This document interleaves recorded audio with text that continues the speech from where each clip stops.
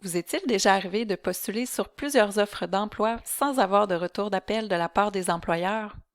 Si la réponse est oui, ou que vous êtes simplement curieux de connaître comment trouver un emploi sans passer par des offres affichées, visionnez cette courte capsule.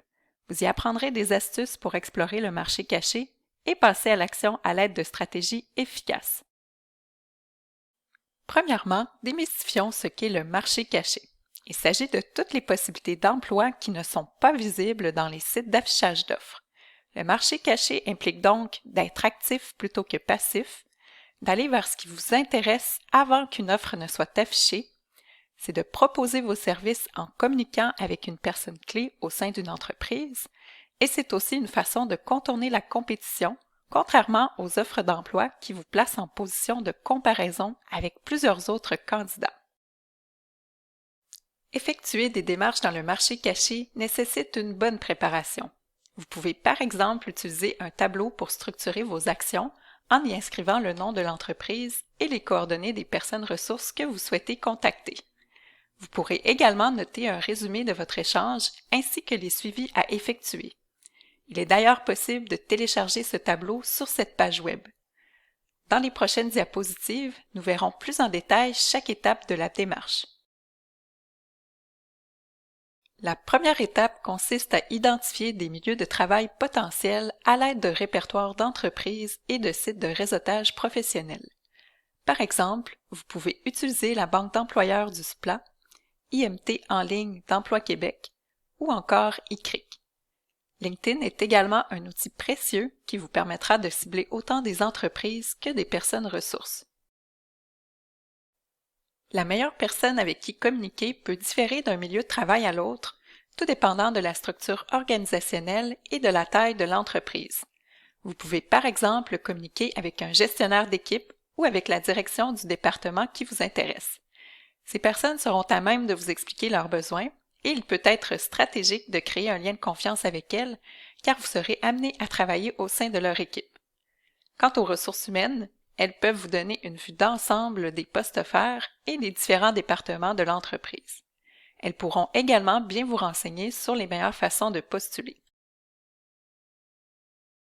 Lorsque vous aurez identifié la personne avec qui communiquer, plusieurs méthodes s'offrent à vous pour initier une conversation. Le contact le plus direct possible est souvent le mieux car vous pourrez retirer des informations pertinentes sur l'entreprise lors de votre échange. Cela vous permettra ensuite de construire une candidature bien adaptée en fonction des besoins de l'employeur. Le téléphone est donc un moyen intéressant, mais il vous demandera une bonne préparation car le recruteur pourrait vous poser des questions sur vos compétences et votre intérêt pour l'entreprise. Pourquoi ne pas proposer de planifier une rencontre virtuelle de 10 à 15 minutes si vous sentez que votre interlocuteur est pressé? Participer à une activité carrière vous permet également un échange direct et rapide avec un maximum d'employeurs qui ont des postes à combler. Vous pourriez aussi choisir de vous présenter en personne avec votre CV. Avec cette approche, vous pouvez être chanceux et tomber directement sur la personne responsable de l'embauche. Cette méthode est davantage efficace pour les petites entreprises ou encore celles qui sont accessibles facilement au public, comme les restaurants et les boutiques. Un message envoyé par LinkedIn est un autre moyen intéressant pour casser la glace, car vous pourrez entamer une discussion et cela attirera du même coup l'attention sur votre profil. Vous pouvez également tenter l'approche par courriel, mais celle-ci peut être plus difficile si vous ne connaissez pas la personne à qui vous vous adressez. Rappelez-vous qu'un courriel peut rapidement tomber dans l'oubli, surtout si l'employeur n'est pas à la recherche active d'un nouvel employé. Après avoir établi un premier contact avec un employeur, n'hésitez pas à effectuer un suivi quelques jours ou semaines plus tard afin de réitérer votre intérêt. Il est possible que lors de votre premier échange, aucun emploi n'était disponible. Il faut à ce moment vous prendre une note pour faire un suivi. Cela rappelle à l'employeur de considérer votre candidature et vous permet d'être informé des nouvelles possibilités s'il y a lieu. À chacune de ces étapes, n'oubliez pas de prendre en note vos démarches dans un tableau de suivi. En voici un exemple.